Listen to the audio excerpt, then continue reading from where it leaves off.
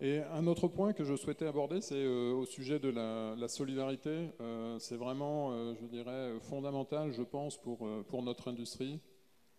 Nous avons une opportunité unique en France qui est le marché du développement de l'éolien flottant, de l'éolien en mer et en particulier de l'éolien flottant. Nous avons de vrais champions français en tant que donneurs d'ordre, en tant que maître d'œuvre, en tant que société d'engineering, dans le maritime, sur l'installation, sur la maintenance. Et pourtant, qui nous permettrait en fait d'adresser non seulement le marché français, mais aussi le marché européen, et dans une deuxième étape, exporter vers l'Asie et les États-Unis, parce que ce sont des marchés futurs à venir. Pourtant, les premières commandes en France semblent partir à l'étranger. Je le déplore parce que de notre côté, quand on est en train de répondre à des appels d'offres en Corée en ce moment, si vous voulez répondre en Corée, il est préférable que votre bateau soit construit en Corée, soit pavillon coréen, armé 100% par des Coréens. Et donc ça devient très compliqué si vous voulez vous déployer sur ces marchés-là. Donc ma question était assez simple, c'était au-delà de la mise en place de chartes de solidarité, peut-on imaginer des actions concrètes, directes, de la part de l'État et des grands donneurs d'ordre français vers les différents secteurs du maritime français?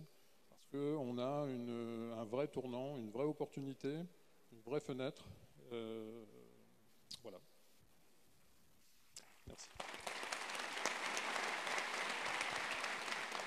Alors, vous avez parfaitement... D'abord, merci pour vos propres annonces. Et je vais m'atteler à ce que la ministre ne vous laisse pas sortir de ces 2 journées de travail sans que tout soit dûment signé et qu'on vous ait donné les garanties et qu'on puisse engager les choses. Plus sérieusement, le sujet que vous posez est très important et très juste. Alors, 2 remarques. 1, on ne peut pas faire, nous, comme les Coréens, parce que nous sommes dans un espace intégré qui est l'Union européenne. Et donc, faire du 100% français et créer des biais entre pays européens, ce ne serait pas possible. Je souhaite, pour ma part, je le défends, que nous ayons une stratégie européenne. Vous m'entendez souvent parler d'autonomie stratégique européenne. Ça, c'est très clairement ce que ça veut dire. C'est que nous, Européens, soyons moins naïfs et que nous ne soyons pas un marché pour les autres, mais qu'on ait une politique de souveraineté. Ça, c'est possible au niveau européen. Ça ne vous empêchera pas la concurrence entre Européens.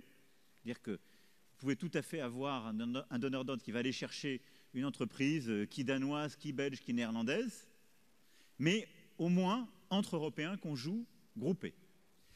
Ça, c'est un agenda qu'on va continuer de pousser, sur lequel on a des premiers résultats, et qui progresse parce que nos partenaires européens voient bien la concurrence internationale dans laquelle nous sommes.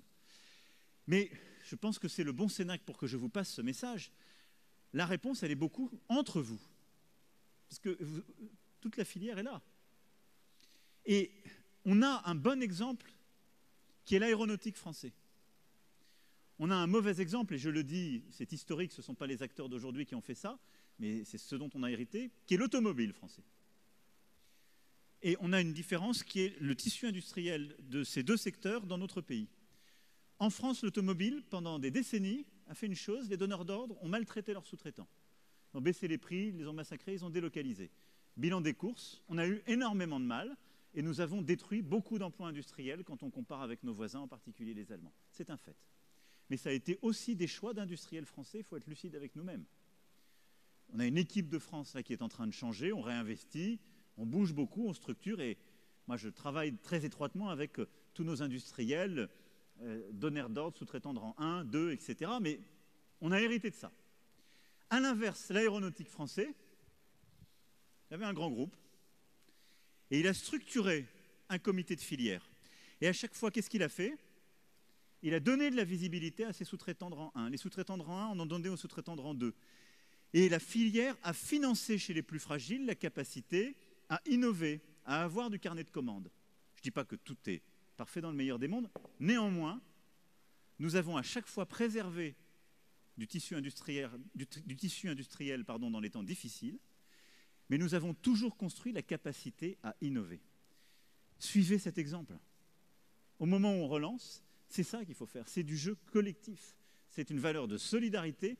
Et moi, je vous le dis très sincèrement, dans le contexte géopolitique qu'on évoquait, c'est la capacité à ce que la place France soit plus forte. Et donc il faut que tous les acteurs de la filière du maritime et de l'éolien en mer et des énergies, etc., jouent collectif et aident ces sous-traitants en faisant quoi? En donnant de la visibilité, en s'engageant sur les commandes d'une part, mais aussi sur la politique de formation, sur les politiques de recrutement, etc., etc. Pardon d'avoir été un peu direct, mais on sait ce qui rate, on sait ce qui marche. Si on veut se projeter à 10-20 ans, la seule chose qui marche, et qui est beaucoup mieux que toutes les réglementations, c'est de jouer groupé, c'est d'avoir une logique de filière et une solidarité qui passe par la main qu'on tape et l'échange entre deux paires d'yeux. Ça vaut tous les textes du monde, croyez-moi.